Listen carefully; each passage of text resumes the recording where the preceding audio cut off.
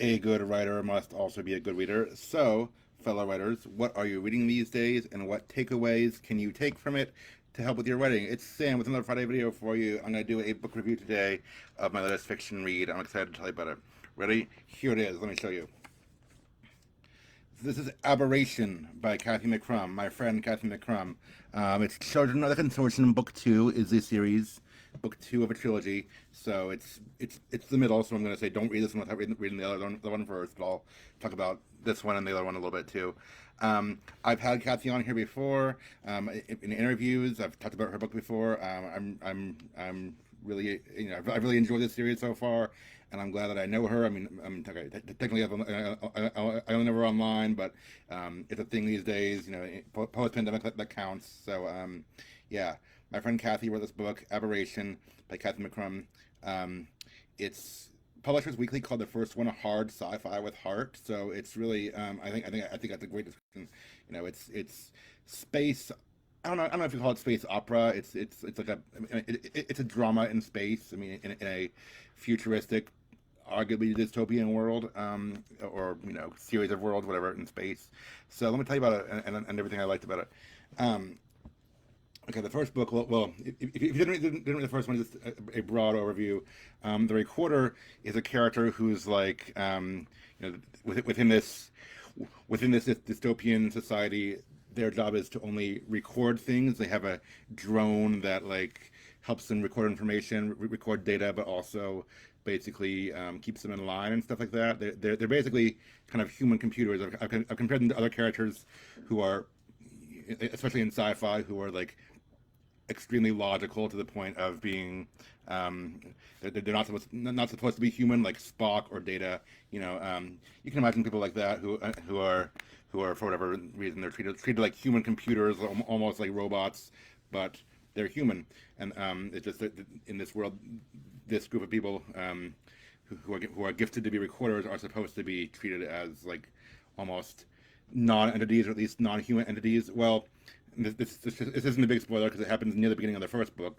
Her drone is destroyed, and basically, and her neural implant or whatever gets wrecked too. So she's not a recorder anymore. She's not sure what she is now. She kind of becomes an aberration, hence the title. Basically, she has no place in this society because she's not a recorder, but she is not used to living in normal society like a regular person. She still thinks like a recorder. I mean, again, thinking of characters who are like who lean toward the logical and don't overtly show emotion. Not to say they don't have emotion, but they don't show it as overtly. Thinking of just characters I've seen like that in other media and books and such. It's first person narration, most of it is, and the I think really gets into the voice and the head of the recorder very well. I mean, you can imagine, use your own imagination of what a character like that would sound like, especially after she loses her drone and she's kind of conflicted about where she belongs and stuff like that. But I think Cathy handles that really well. The recorder also, I mean, because she's a recorder, she's not a citizen or whatever. She doesn't have a name. Her name is basically a number, a designation. And now that she's no longer a recorder, she's able to choose her own name. She hasn't chosen it yet. That's kind of an ongoing thing. But as she slowly discovers how to live on her own, how to find a new identity and be a new person outside of the consortium's control, she'll be able to choose her own name. For now, she's just the recorder, or some people even call her like the unrecorder, or the recorder who isn't, because she's not really a recorder anymore. She doesn't know what she is. She's figuring it out. So it's a journey of self-discovery. It's also there's a larger plot too. I mean, this is spoiler stuff for the first book, but I got to talk about it because I'm reviewing this one. At the end of the last book, the end of the first book, someone releases a bioweapon, like a virus, that's aimed at killing the consortium, or it's allegedly supposed to hurt the consortium. The consortium are the vague, dark overlords, the dystopian figures who control everything. And but spoilers, bioweapons get out of control easily, and other people are hurt too. Um, there's this book opens up with the recorder on a different ship because she like left left the ship and the people where she was with at the end because she had to go face judgment um, for the consortium for losing her drone and stuff. And now she's on a different ship, and she's supposed to be, I guess, in like at a disciplinary hearing or like at a judgment receiving place in the consortium. But everyone on her ship, well, not everyone, but a lot of them are sick or dying because of the virus that's been released, and so she has to help figure that out, and basically priorities shift pretty quickly and stuff like that. So it's a big adventure, and I mean this whole time, she's being tested by trying to save her friends, save the people she cares about, while also figuring out who she is. Um, let's see. Let me just tell you something I liked about it. I mean, just other than everything I just mentioned, that personal journey and everything that's going on there.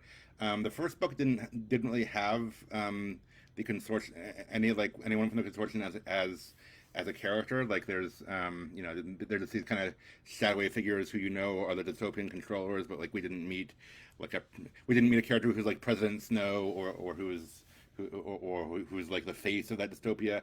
In this one, we meet one of the elders. The elder is the elders control the recorder. They've mentioned someone called the eldest, who I guess is the person over all the recorders, or no, even over all the elders. The eldest wasn't in this book, but the elder was a character, and he's a cool character too. I mean, you kind of expect him to be villainous, or at least cold and calculating, because he is the face of the consortium, as close as we've seen it to that so far. And yeah, I mean, there are times when he's cold and detached and calculating, but he also shows some humanity. And I won't give away too many spoilers, but in the end of the book, he is not a villain. He does good and heroic things.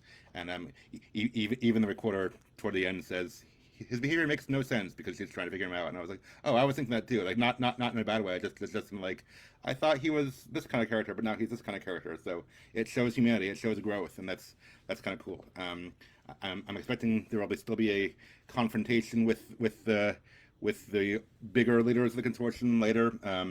This is book 2, like I said. Book 3, I think, is coming out. I believe it's not till next year. Kathy told me in one of the interviews that I did with her. So look for that. I'm not sure what the title is or anything. I'm sure she'll do a cover reveal and title reveal and all that stuff sometime before next year. I will say this one ended on a cliffhanger. I mean, there's a brief note of I guess reunion or with like it's a very happy note. It's a small moment of happiness for the recorder, a small moment of peace at the end, but there's still a lot of things unresolved. The bioweapon is still out there, so if you're looking for a solid ending, this isn't it. You have to read the third book and wait for that. And I know when you're reading a series as it's coming out, you're like, oh, I have to wait a year for it. But yeah, I think it's worth reading. I will say there's a few parts that are hard to follow. I mean, just because there are a lot of characters. Like there's a number of characters who were on the recorder's ship in the first book, and then in this book, like I said, she's on a different ship at the beginning. So we meet a bunch more characters, and it can be hard to keep track of people's names. Also, because like I said, recorders don't have names. Their names are basically numbers. There are a few other recorders who are in the book, and some of them are also dying or whatever because of the virus or various reasons. And and the characters, the recorder and the other characters are trying to treat them with humanity. It's kind of a struggle to take these characters who have been robots or non-entities before and treat them like humans. But it gets confusing sometimes because they don't have names, so they're just called the recorder or the other recorder or my friend or the talkative recorder. Some of them have chosen names for themselves. That's cool. Again, it's about finding humanity when in a society that tries to make you less than human. So there's a lot I could say about this, but I really liked it. It's hard sci-fi with heart. It's again, it's about self-discovery and self-identity and trying to find humanity and restore humanity to those who don't have it, or those who have been stripped of it by a dystopian government or whatever. So really great book, really great series. Don't read this one first. Read Recorder first by Cathy McCrumb, then Aberration, then look for the third book next year, and learn from these ones how you can write sci-fi or speculative fiction that has deep emotions and rich human characters and very central human conflicts too, because that's what we all are looking for when we read, right? Okay, have a great weekend. Thanks for watching. See you next time. Bye.